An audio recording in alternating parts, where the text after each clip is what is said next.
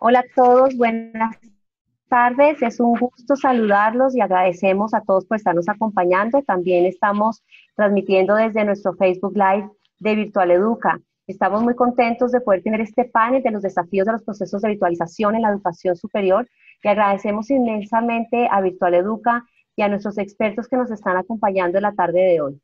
¿De qué se trata principalmente este panel? Se trata un poco de hablar con expertos de Argentina, de México, de Colombia, para que entendamos un poco todas las situaciones que se dieron a la luz de esta pandemia en un trabajo de el ejercicio presencial, de la prestación de la educación superior en presencial, cómo tuvimos de un momento a otro que pasar a una modalidad remota.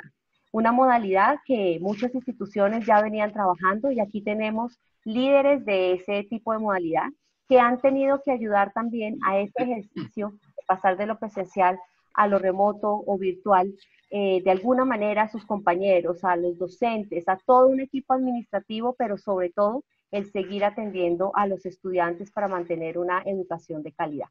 Esta tarde entonces los estoy acompañando junto con la doctora Marta Mena, con María Elena Chan y con Álvaro Galvis.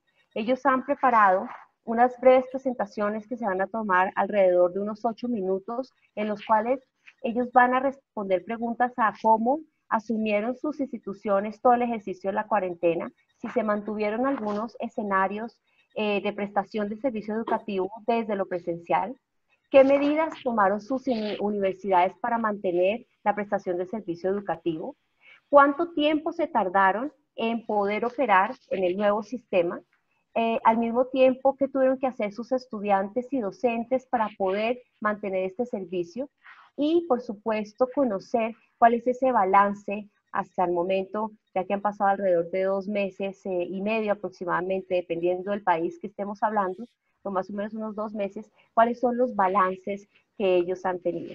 Después de que cada uno de ellos termine su presentación, vamos a entrar a un panel de discusión en el que vamos a responder preguntas tales como qué significa prestar toda la modalidad presencial en una gestión remota, cuáles son las ventajas que hemos tenido en esta nueva modalidad. ¿Es cierto que existen los nativos digitales o realmente esa teoría queda descartada o validada? ¿Y cuáles son los desafíos que vamos a tener ahora que retornemos al nuevo normal, como se le está diciendo últimamente, a ese volver a lo presencial? Entonces, esta es la dinámica que proponemos para finalizar con 10 minutos de preguntas de todos ustedes que seguramente van a estar muy interesados en abordar a nuestros expertos. Empiezo entonces presentando a la doctora Marta Mena. Marta es directora del programa de formación virtual de investigadores en la Secretaría de Ciencia, Tecnología y Posgrado de la Universidad Tecnológica Nacional de Argentina desde el 2012. Ella es directora de la maestría en docencia universitaria de la Universidad Tecnológica Nacional. Se desempeña como docente del doctorado y maestrías de la Universidad Nacional de 3 de febrero. Ella fue secretaria pedagógica de la Facultad de Ciencias Económicas de la Universidad de Buenos Aires y desde allí creó un programa a distancia de pregrado y de formación docente continua en ejercicios de educación a distancia. Marta tiene un amplio desarrollo en apoyo a virtualidad, a distancia, a las versiones Blended Learning y ha sido consultora también del Banco Mundial. Marta, tú has sido también directora docente de la maestría de la Universidad de Morón en Argentina y has escrito innumerables papers, documentos sobre lo que es la prestación de servicio tanto medio como virtual. Bienvenida a este panel, Marta, y estamos atentos a tu presentación. Muchas gracias.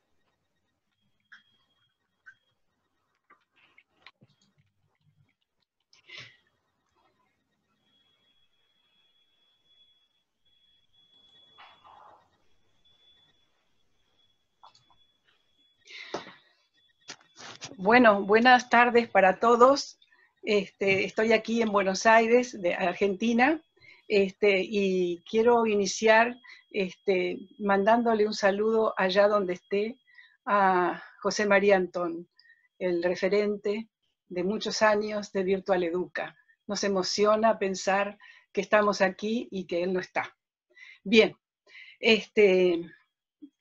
Vamos a hablar de desafíos de los procesos de virtualización. Eso es el tema de este seminario.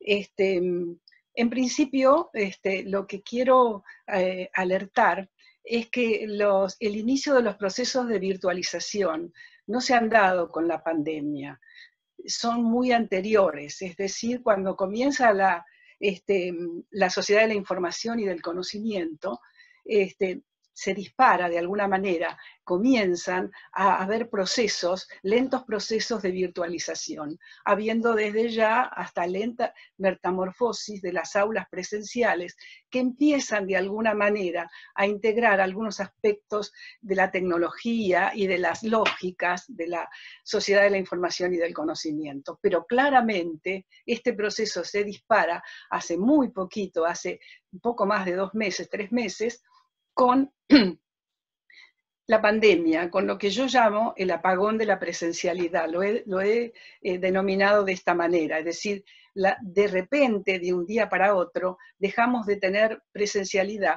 que era la forma más habitual de desarrollar el proceso educativo en cada uno de los niveles. Ese apagón de la presencialidad generó inmediatamente en todos los gobiernos una emergencia educativa. Y esa emergencia educativa tuvo que disparar una cantidad de planes de contingencia. Planes de contingencia que no fueron de inmediato, no pudieron surgir de inmediato, porque era imposible, no se entendía bien qué es lo que estaba pasando, y era imposible de la noche a la mañana, quienes habían estado trabajando en la presencialidad durante años, pudieran generar un plan para enseñar desde la distancia, para enseñar remotamente. De modo que en esos planes de contingencia hubo muchas diferencias en el abordaje, lo hemos podido observar en muchas instituciones con las que he estado en contacto.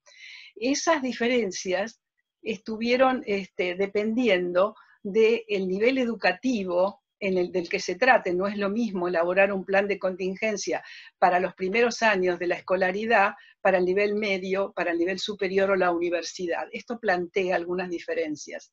También había diferencias en relación con la situación de la región.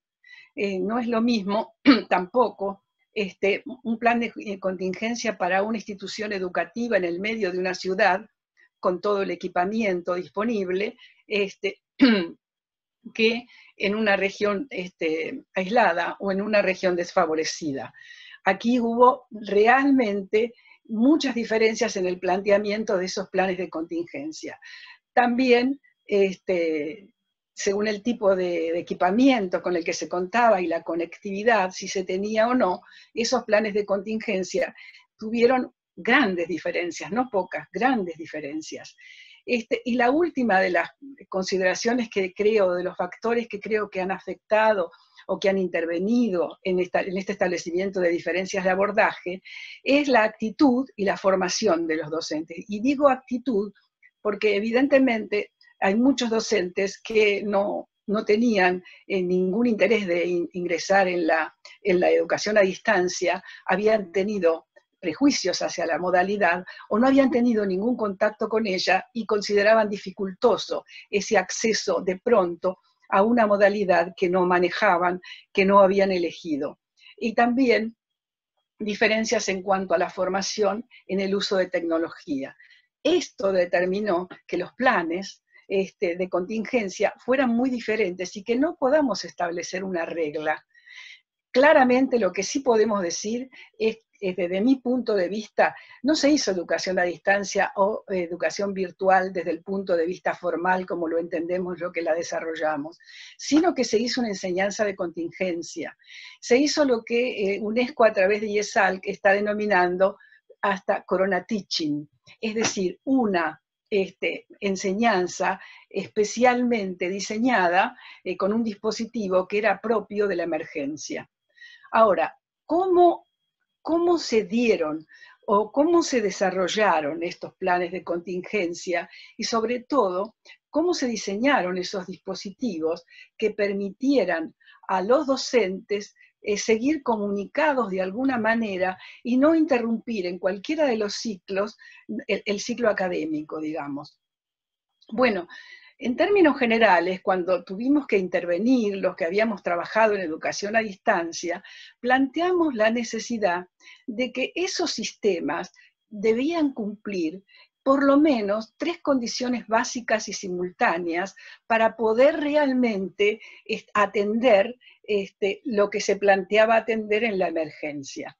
En primer lugar, la primera de las condiciones básicas que se plantearon fue la existencia de un dispositivo de conexión bidireccional o multidireccional. Lo importante era que los docentes pudieran comunicarse con los estudiantes y los estudiantes a su vez también tuvieran la posibilidad abierta de comunicación. Ese dispositivo de conexión bidireccional asumió distintas formas. La forma más normal, más común que estamos utilizando en el último tiempo son las plataformas tecnológicas. Es decir, instituciones universitarias que tenían campus virtuales, por ejemplo, podían instalar aulas virtuales para que cada docente tuviera allí su lugar de encuentro y su dispositivo de conexión multidireccional con los estudiantes, no importa dónde ellos estuvieran residiendo. Esa fue la primera condición básica. Pero además debían tener un conjunto, un set de materiales, de información, planteando información, planteando reflexión o el desarrollo de algún proyecto, de alguna actividad, y además planteando algún tipo de investigación, etc. Es decir, un conjunto de materiales de distintos formatos, no necesariamente. Lo primero que los docentes piensan siempre es materiales impresos, tipo como un PDF, que es fácil de resolver para ellos, pero rápidamente empezaron a advertir que los materiales podían asumir otros formatos y entonces comenzaron y fueron aprendiendo a encontrar videos ya elaborados y a plantear la reflexión a través de materiales con distintos formatos. Y finalmente, la tercera condición es el establecimiento, o el diseño más bien, de un dispositivo de seguimiento y acompañamiento tutorial. Es decir, aun cuando fuera solo el docente el que estaba a cargo de todo esto de lo que estoy hablando, él tenía que hacer un diseño de cómo iba a ser, cómo iba a organizar la tarea para acompañar en todo momento a los estudiantes, para hacer seguimiento de sus aprendizajes y para orientarlos todo el tiempo. Estas eran las condiciones básicas y simultáneas, mínimas que creíamos y que creemos que debe tener un programa que pretende de alguna manera, luego de enseñar presencialmente, poder seguir, poder continuar con el ciclo lectivo que en algunos lugares había empezado. En mi país, por ejemplo, había empezado el ciclo lectivo y debieron continuar generando este tipo de planes de contingencia, asegurando rápidamente estos tipos de dispositivos y su desarrollo. El desarrollo de los planes de contingencia, por otro lado, requería de ser analizados y desarrollados desde distintas perspectivas. Y eso fue muy trabajado con los docentes en general, y era un aspecto de suma importancia, porque en la medida en que alguna de las perspectivas no era considerada, el docente se encontraba rápidamente con una pared que no podía atravesar. Es decir, las perspectivas que planteábamos era una perspectiva pedagógica, una tecnológica y otra de gestión, que es similar a cuando trabajamos cualquier proyecto, que planteamos un modelo, en un proyecto de estas características, que planteamos un modelo pedagógico, un modelo tecnológico y un modelo de gestión. Entonces, en el modelo pedagógico, lo que el docente tenía, o la perspectiva pedagógica, lo que el docente tenía que pensar es el tipo, por ejemplo, el tipo de vínculo que iba a establecer con el alumno. Era simplemente un emisor de lecciones, de contenidos y de actividades y un corrector de las mismas, o él iba a intentar establecer un vínculo como el que se establece, como el que estaba estableciendo la presencialidad, un vínculo mucho más interactivo. un vínculo de construcción conjunta del conocimiento, eso el docente tenía que pensarlo porque eso hacía variar el resto del plan en forma permanente. El otro aspecto pedagógico que tenía que ver era qué iba a hacer con el programa que tenía que desarrollar, con los contenidos. Iba a desarrollar, que normalmente los programas son muy profusos, es decir, iba a desarrollar todos los contenidos o iba a encontrar aquellos núcleos problemáticos importantes en el contenido y aprovechar esta situación de emergencia, de excepcionalidad, para centrarse en algunos contenidos y trabajarlo de una manera diferente, para producir algún efecto que pudiera mejorar la vida de las personas o del propio entorno. Bueno, esto es una cuestión que también se aprovechó para trabajar. También en el aspecto pedagógico, el tipo y el número de las actividades. ¿Qué actividades? ¿Actividades de reproducción o actividades de producción? Muchos docentes, en principio, como se les dijo que mantuvieran ocupados a los alumnos, prácticamente los sepultaron con un conjunto muy enorme de actividades. Y esto trajo dificultades inmediatamente, quejas de los alumnos, desgano en los alumnos, falta de interés, y también de las familias que tenían que asumir seguir a los alumnos de cerca y no podían con tanta actividad. Entonces, esta era otra cuestión importante. Y finalmente, el tema de la evaluación.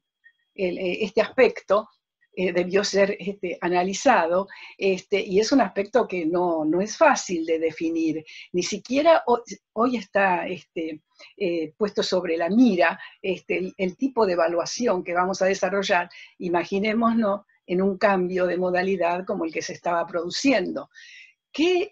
Había la necesidad de hacer una resignificación del concepto de evaluación. Y entonces la pregunta era, ¿cómo va a evaluar? ¿Va a evaluar solamente comprobando el aprendizaje de lo enseñado, o va a evaluar con una reflexión conjunta con el alumno a ver qué tipo de aprendizajes? No centrado en la enseñanza, sino centrado en el aprendizaje. ¿Qué aprendizajes realmente valiosos logró? Bien, estos eran los aspectos pedagógicos que había que pensar para redefinir o para definir el plan. En lo tecnológico, por supuesto que había que hacer un inventario del contexto y ver cuál era la tecnología o cómo podían armarse mejor los dispositivos de comunicación, de conexión. Y elaborar algunos criterios de selección y luego ver cómo podían funcionar. Y incluso la capacitación propia de los docentes para poder hacerse cargo de esto. Y finalmente, las perspectivas de gestión. Había que inmediatamente calendarizar, es decir, empezar a distribuir el tiempo de los docentes para poder no solo trabajar con el plan, sino generar los contenidos y también tener el intercambio permanente con los estudiantes y revisar las actividades que los estudiantes hacían. O sea, todo eso requería de tiempo, de organización. Pero también tenía que ver la operatoria del sistema, si estaba funcionando ese dispositivo que armó.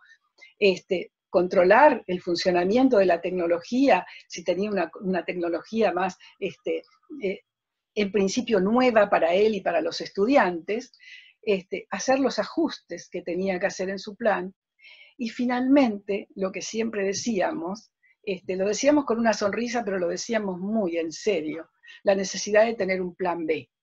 Es decir, el plan B era importante porque si la tecnología o si algún aspecto no funcionaba, era necesario, no podíamos abandonar al alumno en ese momento, sino que debíamos seguir de alguna manera con la labor educativa con ellos. Lo que se vio claramente es que teníamos necesidad de reconocer que había una emergencia enorme de horizontes inéditos en las prácticas habituales. Casi todo era nuevo. Se conservaba el ser docente, digamos, pero todo lo demás que impactaba fuertemente en en cada uno de ellos. Por ejemplo, de qué manera la visibilidad de las acciones, que siempre en estos sistemas están mucho ahí a la vista de todo el mundo, la clásica intimidad del aula que se desarrolla, que desarrolla el docente junto con sus alumnos, aquí estaba perdida de alguna manera, no había una intimidad del aula. Para colmo tampoco había aula como los docentes entendían que era el aula, y debió trabajar los conceptos de territorialidad virtual, o sea, enfrentó nuevas territorialidades. Las paredes físicas del aula ya no lo acompañaban, ya no lo alojaban, sino que él no estaba muy claro todavía dónde debía alojarse. Cuando podían tener un aula virtual en una plataforma tecnológica, era un poco más fácil de situar, y de este modo él sabía que el lugar de encuentro era el aula virtual. El docente y el alumno se encontraban e interactuaban dentro del aula virtual. Y de modo diferenciar la territorialidad geográfica de la territorialidad virtual fue toda una tarea para los docentes. Y claramente empezaron a sentir y a darse cuenta de que iban teniendo una pérdida de centralidad en el dominio y provisión de la información, en la medida en que abrían el juego y que mandaban a trabajar en Internet, a buscar información, etc., esa centralidad que tenían siempre al estar al frente del aula y ser la persona que movía, digamos, todos los hilos dentro del aula, eso claramente se perdió. Se acabó. Ok, perfecto. No, Exactamente con tiempo. se acabó ese ejercicio para el docente de tener, digamos, de alguna manera un aula controlada, Marta, un poco de lo que tú estás describiendo. Y esto está llevando a unos retos maravillosos con los que tú estás hablando, de cómo el docente le ha tocado reinventarse, sin un modelo previo de pedagógico ni instrumental que le permitiera navegar en estas aguas que fueron completamente nuevas. Exacto. Así como la situación en su mundo era nuevo, él debía reinventar su docencia. Debía inventar y reinventar sus métodos y resignificar los conceptos que había manejado hasta el momento. ¿Qué era una clase? ¿Qué es un contenido? ¿Cómo se evalúa?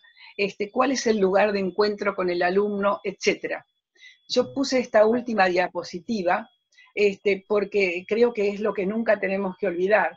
Podemos elegir la mejor tecnología, pero nunca podemos no ser inclusivos. Aquí esto muestra un estudiante que está diciendo, perdón, pero desde aquí no se escucha, ¿sí? Tenemos la señal, pero allí, a este lugar, no llega la señal. Me parece que es importante tener en cuenta en estos nuevos planes y en esta forma remota de diseñar dispositivos que realmente sean inclusivos, ¿sí? Bien. Marta, Muchas gracias. A ti, Marta, porque el panorama que nos das es muy amplio.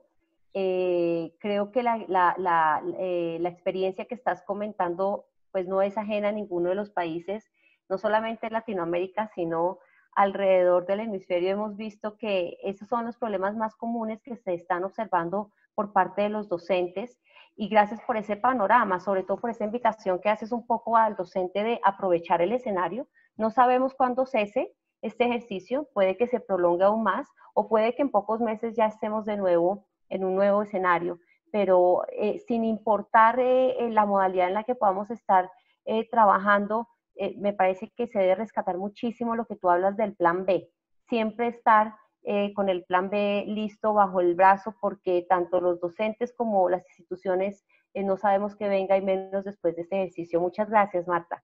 Quiero pasar a nuestra próxima panelista, Marielena Chan. Marielena la presento brevemente. Ella viene de la Universidad de Guadalajara, ella es investigadora, miembro del Sistema Nacional de Investigadores desde el año 2005 y está en la UDG virtual desde hace ya algún tiempo. Creó el Instituto de Gestión del Conocimiento del Aprendizaje en Ambientes Virtuales, los dirigió desde el 2006 2006 hasta el 2019 y es consultora en materias de diseño educativo por competencias, apropiación tecnológica e innovación educativa. Ella ha coordinado también el proyecto sobre megatendencias en educación superior del Consejo Estatal de la Planeación de Educación Superior del Estado de Jalisco y es miembro y escritora de los comités editoriales de las revistas Red, RIED y Universidad de Sudal en innovación educativa. Entonces, ella actualmente está generando todo el proyecto estratégico de la línea de transformación digital y nuevas profesiones y coordinadora de la red de investigación interdisciplinaria de sistemas y ambientes educativos de la red de educación latinoamericana. Entonces, bienvenida María Elena, muchas gracias por estar acá con nosotros. Por favor, compártenos tu experiencia desde México. Sí, con muchísimo gusto. Es un gran placer el poder compartir con personas propiamente de toda América Latina. Muchas gracias por estar aquí y con tan estimados colegas y compañeros. Bueno, les comparto la presentación y básicamente lo que voy a presentar tiene que ver con la experiencia en UDG virtual. Lo que nosotros hicimos a nivel de la red universitaria de Jalisco, justamente para poder tener pues una respuesta ante la contingencia. La Rectoría General de la UDG es la segunda universidad más grande en el país, tenemos más de 200,000 estudiantes, y para poder asegurar la continuidad, el rector planteó algunas políticas, o sea que se trataba de atender con la mayor flexibilidad los contenidos esenciales, diversificar estrategias y métodos y tratar de alcanzar a todos los que no tienen conectividad. También planteó situaciones diferenciadas que podrían considerarse excepcionales.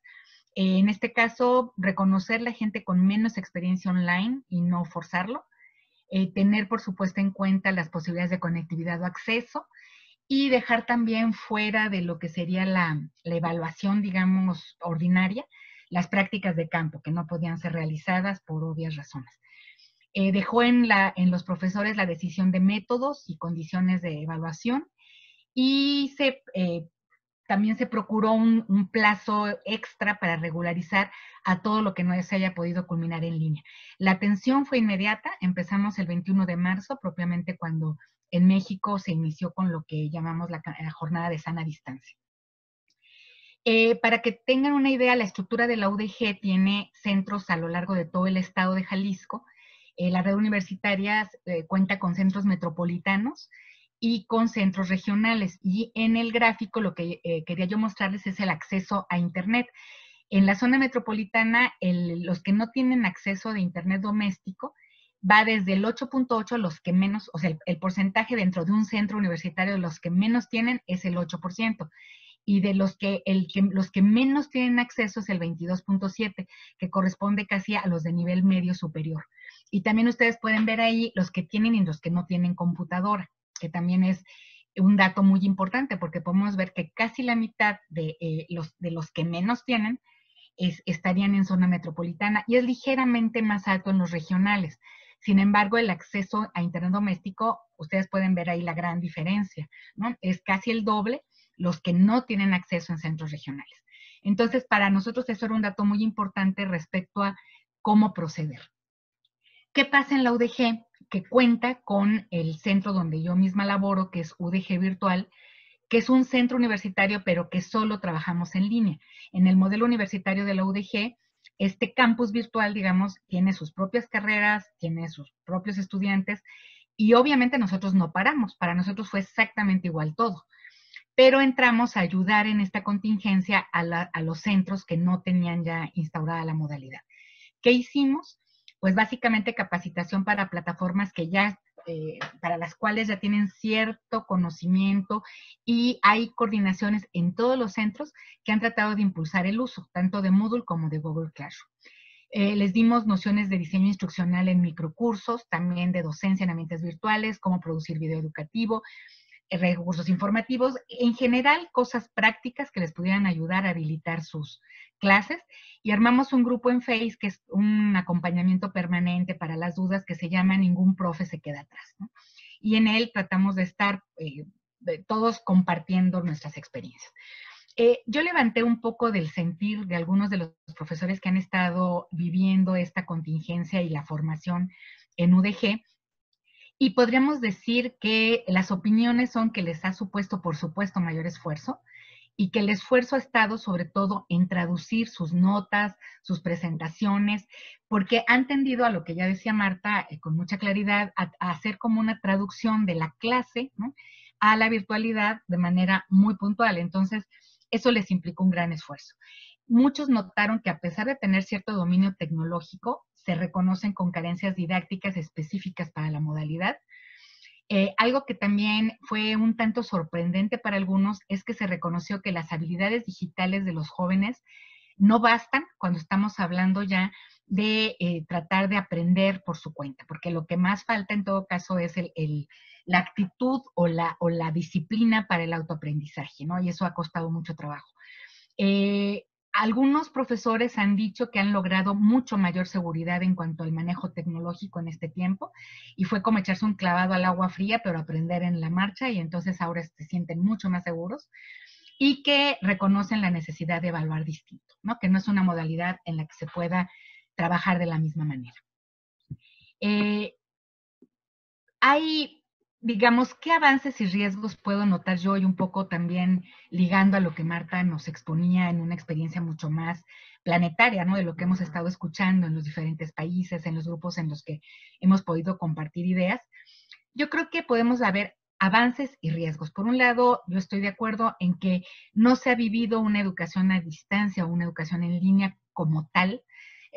Creo que ciertamente es una respuesta contingente, y sin embargo ha producido ciertos avances. Yo creo que la inmersión acelerada del profesorado, aún de muchos que habían estado muy reacios y que de pronto se animaron, ¿no? Y eso es muy loable. Por otro lado, la cultura digital ayudó y nos muestra que hay un manejo muy intuitivo de herramientas y de ciertos códigos que compartimos todos para poder atender escolarmente, digamos, a través de plataformas virtuales.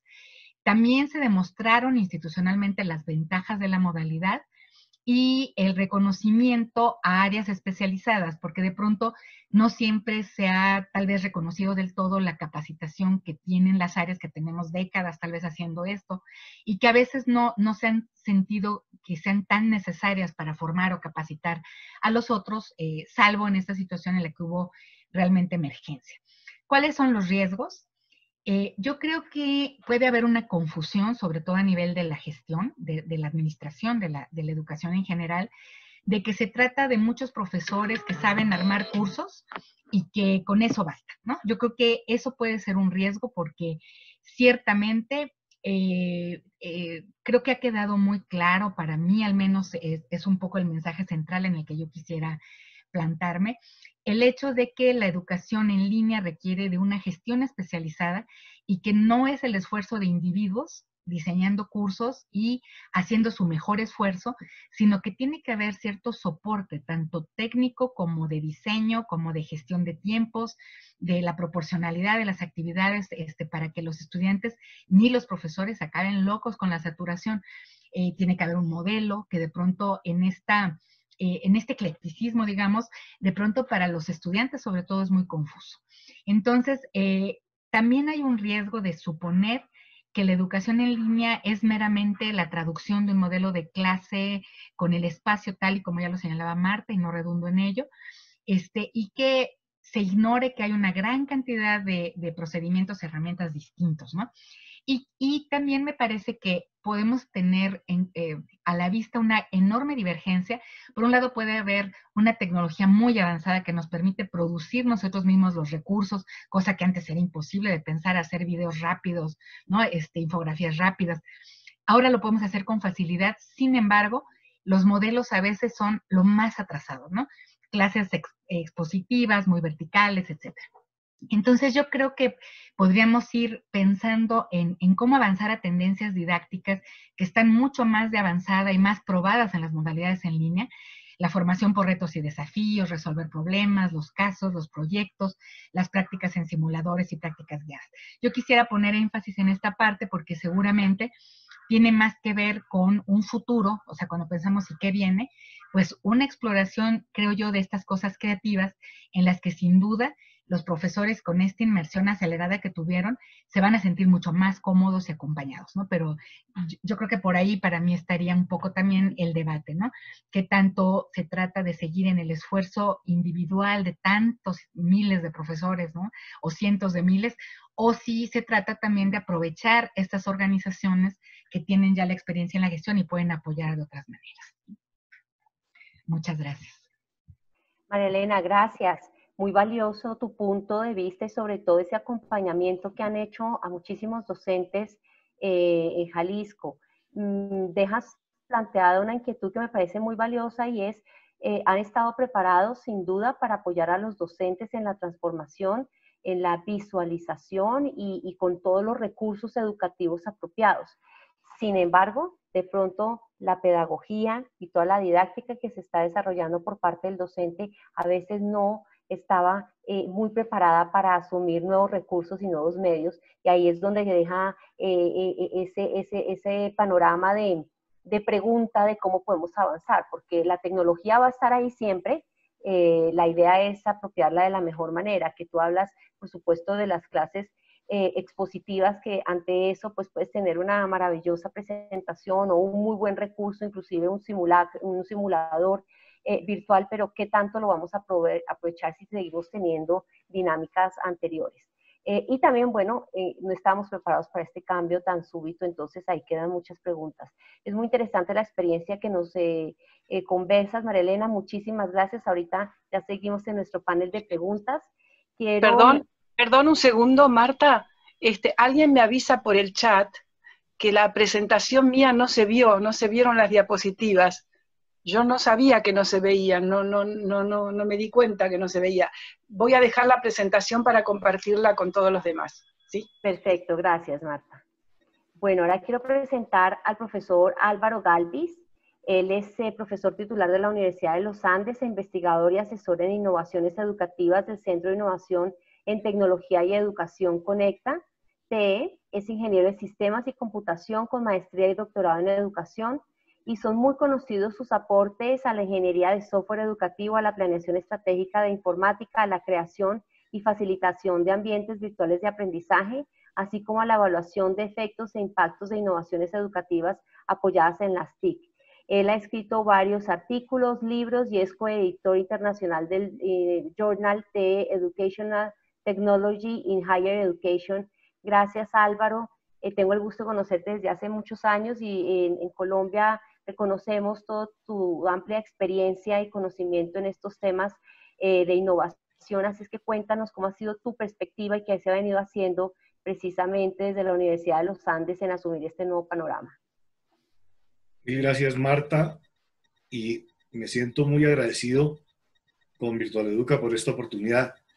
Me uno a la remembranza a nuestro amigo José María y quiero darle un saludo muy especial a Elena García, quien sé que está por ahí tras bambalinas acompañándonos. El tema que nos invitaron a plantear es un tema que en Universidad de los Andes lo hemos tomado desde una perspectiva de transformación.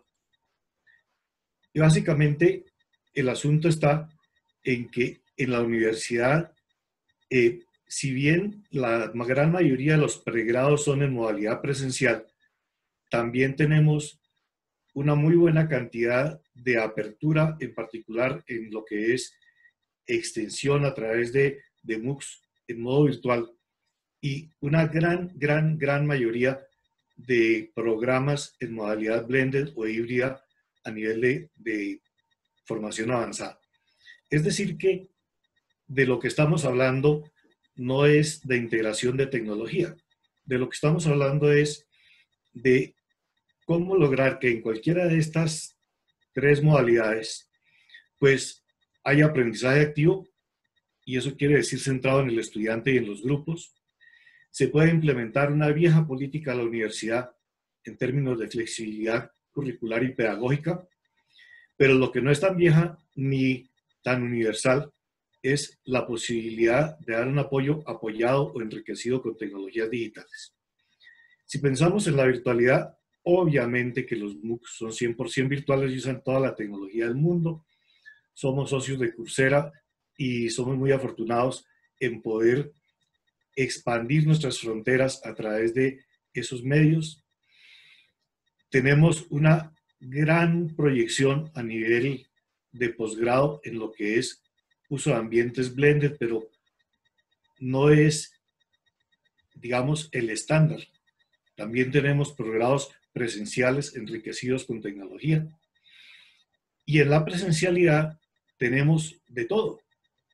Nosotros tenemos programas donde hay una muy buena cantidad de profesores innovadores que no solamente han apropiado estas ideas, sino han transformado sus cursos. Tenemos otros que son grandes creyentes en esto, pero que apenas están dando sus primeros pinitos.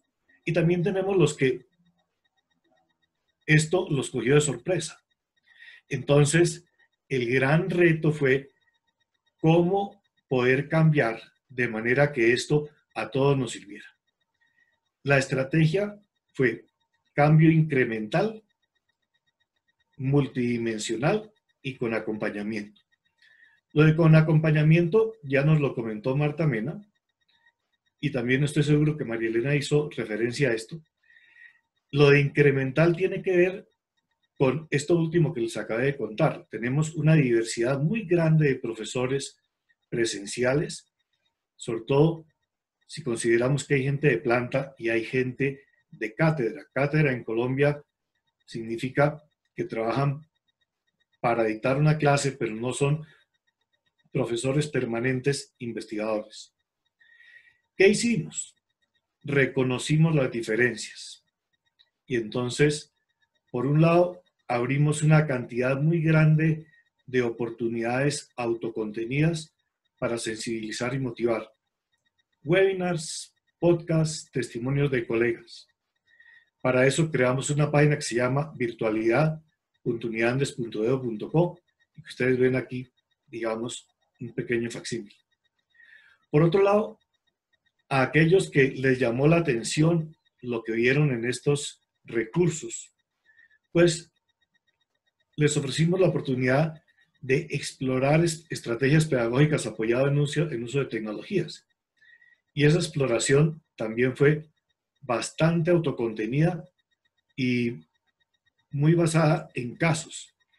Se encapsularon ideas, experiencias, prácticas y se dio acceso a tecnologías para eso.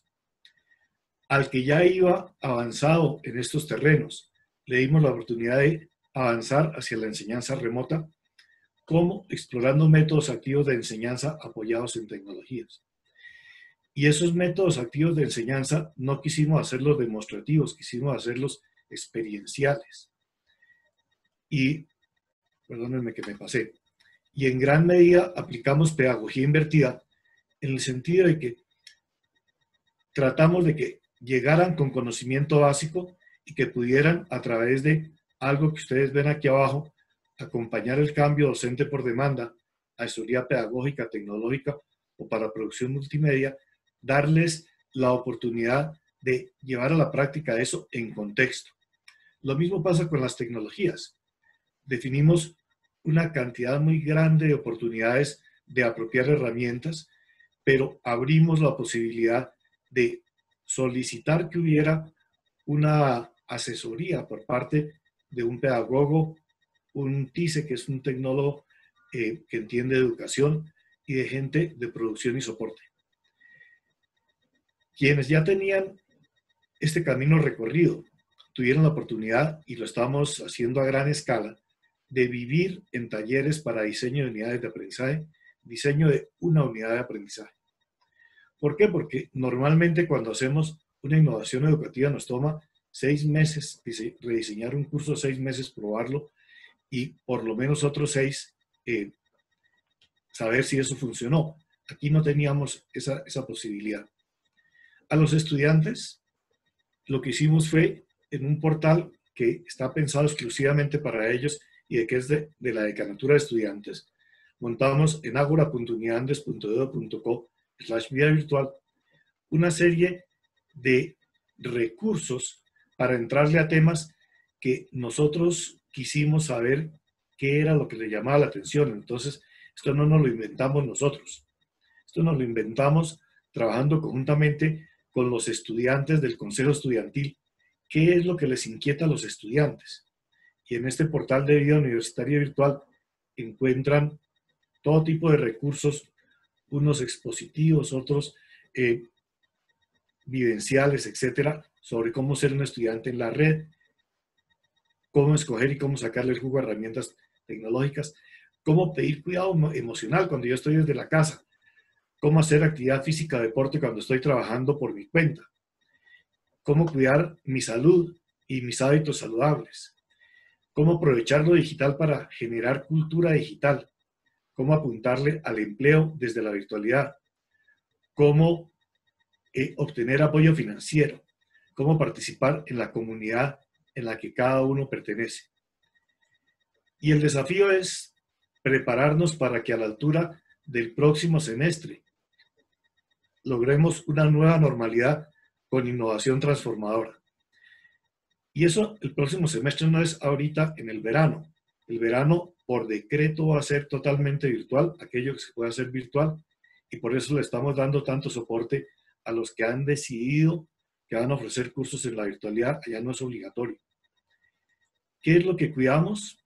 Particularmente dos cosas. Por un lado, las interacciones entre pares, le hace comunidades de práctica en docentes, comunidades de estudiantes, comunidades alrededor de procesos de aprendizaje y de proyectos, se puedan sentir favorecidas y que uno sienta que es miembro de esa comunidad, que lo oyen y que puede aportar. Y por otro lado, cómo sacarle el jugo a ese arsenal de recursos que hemos puesto a disposición de los estudiantes. Y el fortalecimiento no es tanto desde el punto de vista de la oferta, sino desde el punto de vista del uso.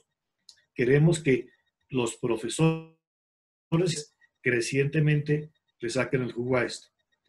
No me extiendo, les dejo a consideración, por un lado, si hay preguntas personales, mi correo, y por otro lado, este que es el espacio del que les hablé, donde los profesores tenemos un arsenal de recursos. Gracias, Marta. Álvaro, muchísimas gracias. Digamos que ese pasar de lo presencial a lo virtual, a lo remoto, digámoslo así, en los Andes ha sido ampliamente conocido. Felicitaciones por la gestión y el apoyo que le dieron a los docentes. Y una de las experiencias más valiosas que vemos que pudiste presentarnos, Álvaro, es el apoyar al docente, el no dejarlo solo, el tener esas conversaciones constantes con ellos y dejarles unos recursos para que se estén a cada rato reinventando y estén consultando qué poder hacer, pero también con los estudiantes. Rápidamente quiero pues que empecemos nuestra ronda de preguntas, no sin antes, de nuestras preguntas de nuestro panel, no sin antes recordarles a todos el motivo que nos convoca y es el reflexionar para todos los que se han venido uniendo durante las presentaciones de los panelistas, el hacer las reflexiones pertinentes sobre lo que ha significado para la educación superior este cambio a una educación remota. Muchas veces se le ha llamado virtual, de eso se ha debatido muchísimo y acá nuestros tres expertos nos acaban de reafirmar, no es una educación virtual. Para tener una educación virtual hay un modelo pedagógico detrás, un modelo instruccional también, hay unos recursos que se preparan con tiempo, hay un cambio de paradigma, el estudiante, como lo decía María Elena, es un estudiante mucho más autónomo, mucho más empoderado de su proceso de aprendizaje, el rol del docente también es distinto. Entonces, definitivamente es un soporte de lo presencial a través de estos medios remotos. Quiero entonces aprovechar para que conversemos y no sin antes resaltar el papel que Elena García ha venido teniendo en este tipo de paneles, la invitación que nos hace Elena y nos convoca para que tengamos estas discusiones, que además estoy segura que José María, que en paz descanse, estaría deleitado de ver materializado lo que él siempre habló y promocionó y siempre inculcó en los distintos países, y era el pensarse en una educación virtual, el pensarse el Internet y los medios tecnológicos como un mecanismo de educación. Pero vemos que ese sueño, José María, se transforma en algo palpable hoy en día, y cómo efectivamente expertos como ustedes, que tenían seguramente el plan B listo, de pronto no lo vemos en muchas otras instituciones de educación superior, o inclusive en las mismas de las cuales se hace parte. Bueno, yo quiero contarles que desde la experiencia que tenemos en Ariandina, que es una institución de educación superior en Colombia, que tiene sedes en Bogotá, en Valledupar y en Pereira, hemos también asumido como ustedes esta situación de la pandemia de una forma muy particular. Nos acostamos a dormir un viernes en presencial y el sábado nos levantamos en remoto. Eso nos significó el formar docentes, el acondicionar todos sus elementos de trabajo para que estuvieran listos el ejercicio remoto, y también trabajar de la mano con los estudiantes. Y ahí es cuando yo quiero que empecemos a hablar de muchísimos elementos que nos convocan en este ejercicio, y es esta reflexión después de la experiencia que hemos tenido después de casi 2 meses y medio de lo que ha venido ocurriendo, y es preguntarles a ustedes como expertos y lo que han podido ver en las instituciones de educación superior, si realmente podemos ofrecer un servicio educativo de calidad bajo esta modalidad remota. ¿Qué piensan ustedes? Marta, quisiera empezar contigo. Bueno, yo creo que sí, trabajo desde toda mi carrera, desarrollé en educación a distancia y en los últimos tiempos en su formato virtual, de modo que creo absolutamente.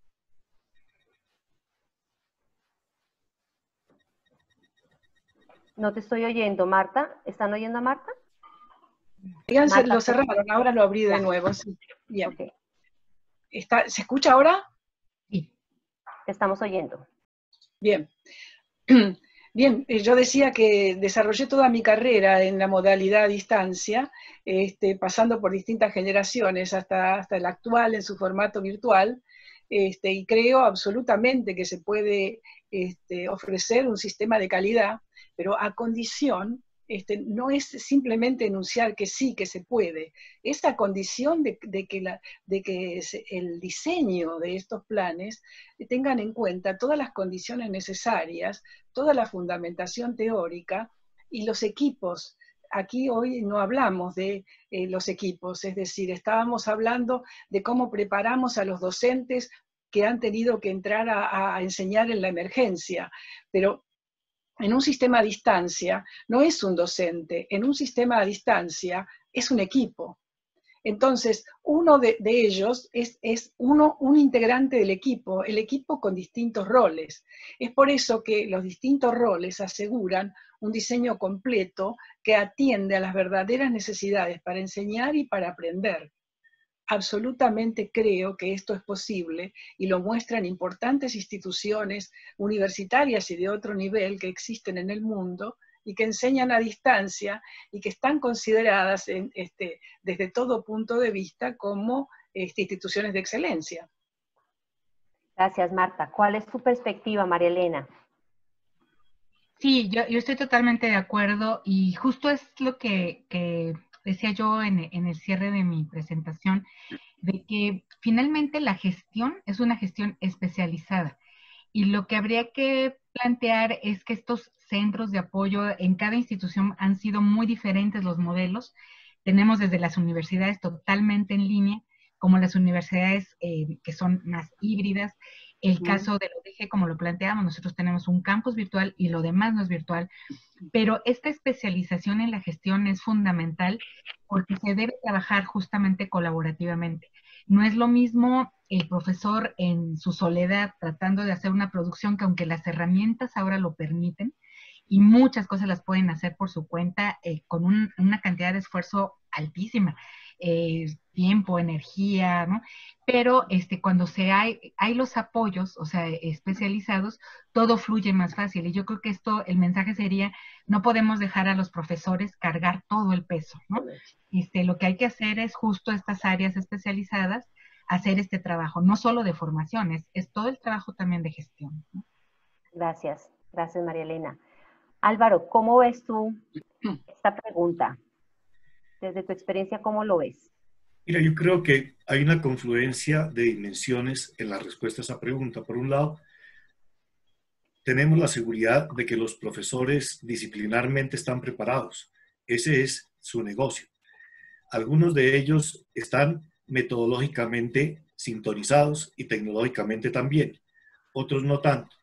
Cuando aparece la pandemia, yo diría que el primer gran reto es cómo focalizarse en lo esencial, porque mientras uno da el tránsito, puede irsele parte del semestre tratando de acomodarse metodológica y tecnológicamente. Y cuando uno se pregunta, ¿qué es lo que el próximo semestre, dentro de no sé cuánto tiempo, cuando estas personas se gradúen, definitivamente tienen que saber? A eso se llaman grandes ideas o conceptos fundamentales. Y cuando uno haya la respuesta, entonces uno dice, bueno, pues si yo no voy a enseñar todo, si no me voy a enseñar, centrar en esto, ¿cómo hago yo para tener evidencias de esto? Muy probablemente me toca también repensar mi sistema de evaluación y combinar evaluación convencional apoyada en tecnología con evaluación auténtica apoyado no con tecnología. Y cuando tengo esas dos resueltas, me toca decir, bueno, ¿y de qué medios puedo valerme, dados los entornos de aprendizaje en los que viven mis estudiantes, para que estos caigan en la nota, para que lleguen al conocimiento, lo retengan, lo apliquen y luego puedan dar cuenta de él? Entonces, fíjense que es un poco de lógica de esa de atrás hacia adelante, con enfoque de grandes ideas, lo que puede ayudarnos a salir de esto. Álvaro, gracias.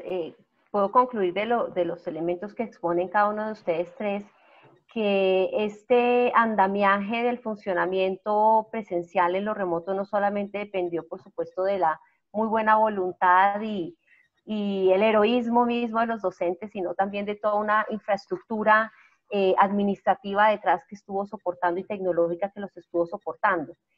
Sin duda, y con las respuestas que ustedes están dando, efectivamente sí podemos decir que bajo esta modalidad el docente presencial ha podido prestar un servicio educativo de calidad. Eso es muy valioso, lo que ustedes están concluyendo acá. Sin duda, teníamos que haber hecho ajustes a la misma pedagogía, al mismo acercamiento al estudiante, a los objetivos de aprendizaje que nos planteamos, de pronto tenían que haber cambiado durante este ejercicio. La misma evaluación y esa aproximación de la reflexión de qué había aprendido el estudiante seguramente ha tenido que irse ajustando en este ejercicio, pero sin duda sí se puede prestar un servicio de calidad.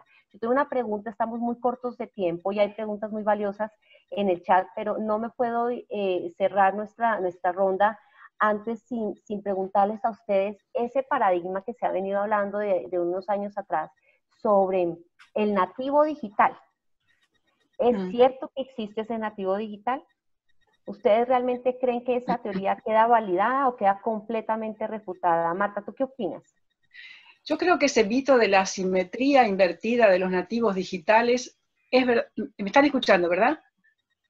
Es verdaderamente un mito. Creo que es, siempre se consideró que, digo asimetría, porque siempre se consideró que el docente está en mejores condiciones con respecto a lo que va a enseñar que los alumnos.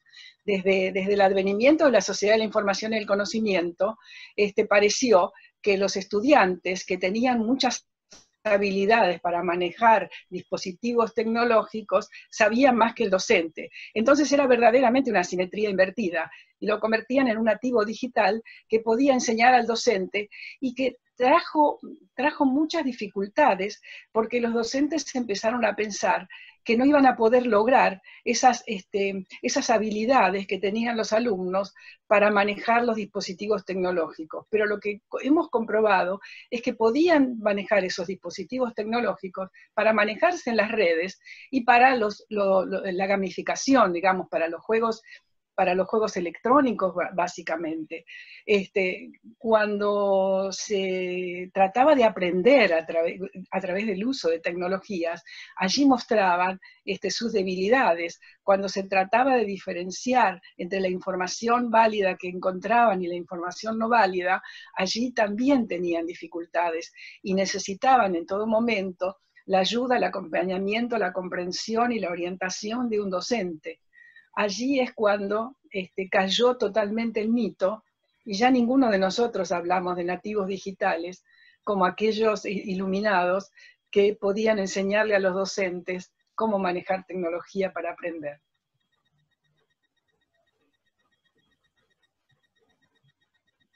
Gracias, Marta. De acuerdo. Hoy más que nunca el papel del docente brilla y es más valorado, sin duda. María Elena, ¿cómo ves este ejercicio del nativo digital?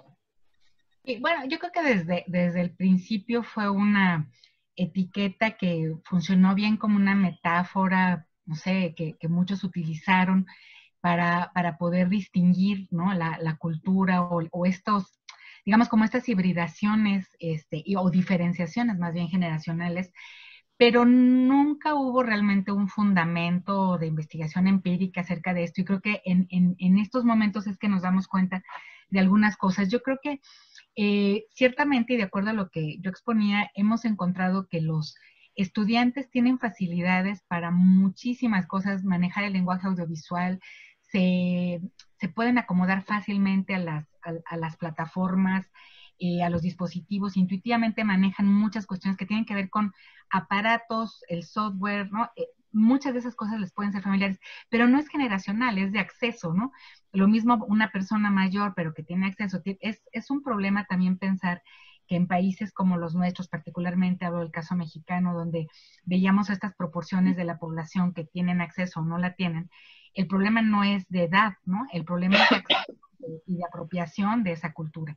Entonces, sí creo que en esta experiencia nos ha tocado que muchos estudiantes con mucha, ¿cómo diríamos?, soltura, se atrevan a manejar los medios y ayuden incluso a los profesores con algunas tareas sin ningún problema, pero tiene que ver con, sobre todo, la posición socioeconómica y el acceso. Y yo veía en el chat muchas preguntas inquietas en torno a esta parte, ¿no? ¿Qué tanto estamos pensando en una educación que puede ser generalizada cuando hay problemas de acceso o condiciones diferenciadas en nuestras poblaciones, sobre todo en la educación pública? Y yo les diría muy rápidamente una anécdota. En algún momento teníamos un recurso en el que se podía invertir en comprar un multifuncional, le llamaríamos como una impresora, ¿no? Para sacar materiales impresos, y esa cantidad de dinero servía o era equivalente al pago de Internet para una comunidad alejada, ¿no? En términos de una licencia para una escuela que pudiera ser un poco la distribuidora de la señal, etcétera. Si uno se pone a pensar en qué invertir, yo siempre pensaría, hay que tratar de gestionar el acceso, hay que tratar de gestionar el que los recursos lleguen y que la gente se habilite digitalmente, lo más que podamos, ¿no?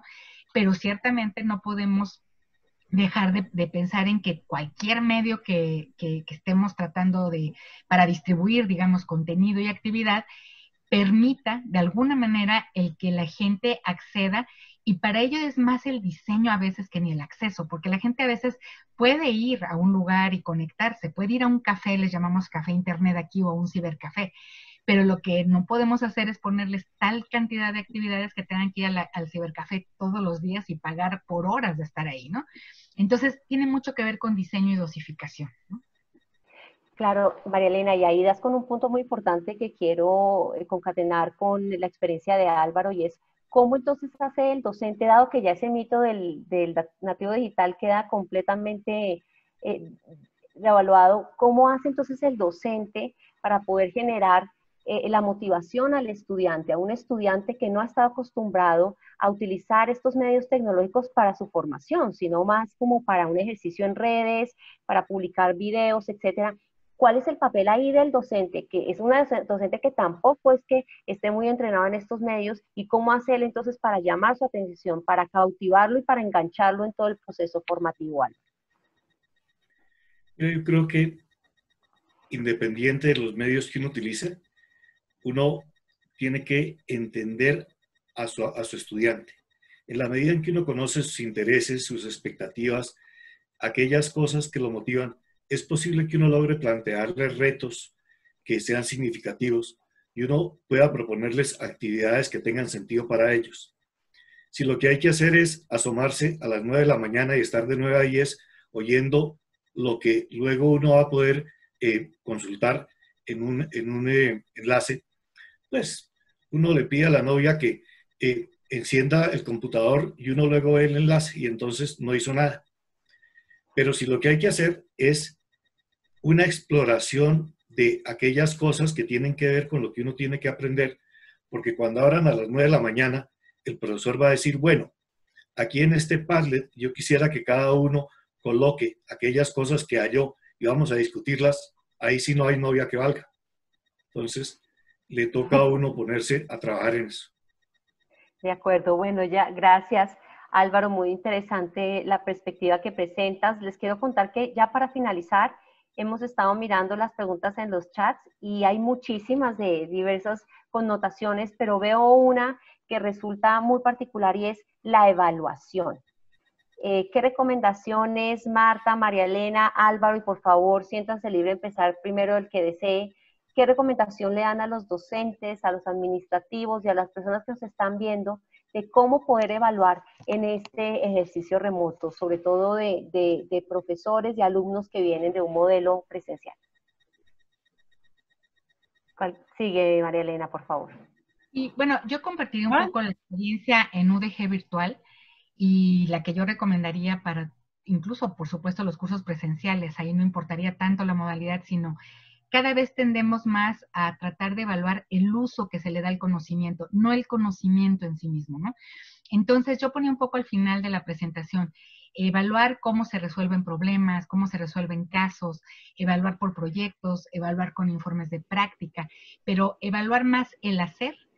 Facilita mucho a todos la operación de los cursos en línea particularmente, porque se deja mucho más al estudiante el peso, digamos, de aprender activamente haciendo cosas, ¿no?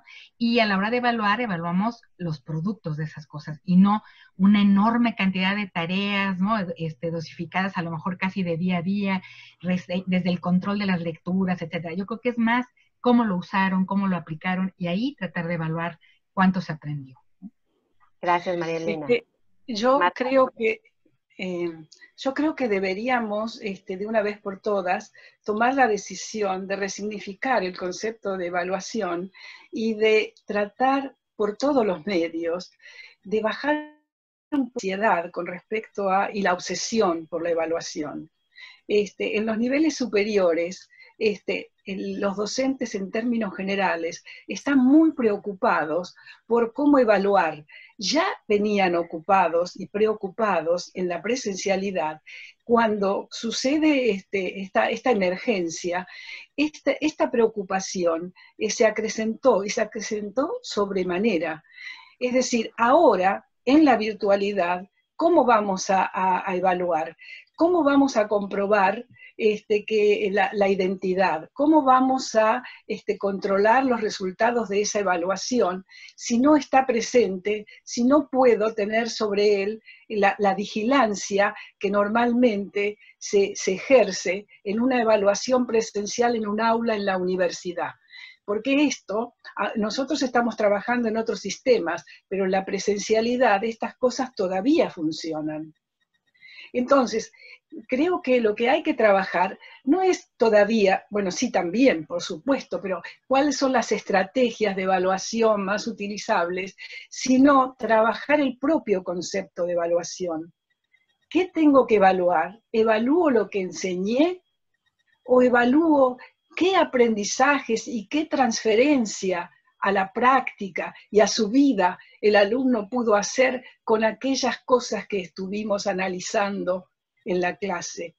Y a eso va a disparar una enorme variedad de estrategias de evaluación que no necesariamente pasan por el examen que se toma y por controlar que el alumno sea quien estuvo presente en la evaluación, que no hizo trampa, que son las cosas que normalmente más se presentan en la preocupación de los docentes. Me parece que si pudiéramos trabajar este aspecto y complementarlo luego con un trabajo acerca de distintas estrategias de evaluación, como planteaba desde distintas perspectivas, como planteaba María Elena, creo que ahí ganaríamos mucho para perfeccionar luego. pero primero me parece que es lo primero, esa resignificación del concepto. Gracias, Marta. Definitivamente ese ejercicio de confianza con el estudiante tiene que replantearse en esta modalidad. Álvaro. Mira, mis dos colegas, yo diría que tocaron los puntos esenciales. Tenemos que entender que es una evaluación educativa y no equivalente a calificaciones. Tenemos que entender que no vamos a evaluar todo lo que había que aprender, sino aquellas cosas que eran esenciales y en las cuales nos centramos en el enseñar y en el aprender. Que la evaluación auténtica con cualquiera de esas expresiones que habló María Elena, pues tiene que ser absolutamente imbricada en esto, y que la evaluación convencional, aquella que uno puede delegar en las máquinas, también está en pie. Entonces yo diría que esa reevaluación es todo un repensarnos desde el punto de vista de lo que queremos como evidencias, la manera como las queremos y los procesos y los productos que queremos tomar en cuenta. De acuerdo. Bueno, muchas gracias a todos por traer a colación sus experiencias, aprendizajes tan valiosos que se han dado en estos 2 meses que fueron un ejercicio de aprendizaje acelerado. Y aquí hay que reconocer que esta situación del coronavirus lo único que ha hecho es acelerar un proceso de cambio y de transformación que estaba necesitando la educación en todos sus niveles. Y bueno, ahora es el tratar de sacarle lo mejor a la misma situación. Yo estoy segura, y con la experiencia que hemos podido acumular en Ariandina, que los docentes cada vez están generando una reflexión más interesante de su docencia. Se están ellos mismos cultivando, motivando e inclusive desafiando día a día para poder traer recursos interesantes a sus estudiantes, para generar redes colaborativas de aprendizaje tan valiosos que se están dando últimamente. Da gusto ver los docentes cómo se han volcado a darse la mano el uno con el otro, a mostrar mejores oportunidades de enseñanza y, por supuesto, fomentar el aprendizaje. Y también es muy valioso ver cómo los estudiantes están apoyando al docente, teniendo también paciencia porque hay situaciones que se dan particulares en las clases y el estudiante siempre es, bueno, profe, tranquilo, vamos adelante, esto nos gusta, vamos a superar la situación. Hay un punto que no mencionamos, pero sé que cada uno de ustedes tiene su experiencia sobre el tema y nosotros en Ariandina lo hemos estado viviendo, y es el ir más allá de lo académico hacia la persona. Es el entender cómo se está sintiendo el estudiante, cómo se está sintiendo en una situación de aislamiento social en el cual necesita él del apoyo del docente. Luego el docente ha pasado de ser ese facilitador académico a ser un apoyo continuo, constante en la tranquilidad del estudiante y de su entorno familiar y social. Así es que nuestra completa admiración a los docentes de todas las instituciones de educación que nos están acompañando. Sabemos que hay muchísimas experiencias y estas que se han venido y presentado hoy pues han sido realmente significativas. Queremos agradecerles a ustedes por habernos acompañado, a Marta, María Elena, a Álvaro, a Elena, por ser la promotora de este ejercicio tan valioso. Así es que muchas gracias a todos por estar acá con nosotros y esperamos verlos en futuras ocasiones, y gracias a todos los organizadores de Virtual Educa y a todos los que nos vinieron a acompañar. Gracias.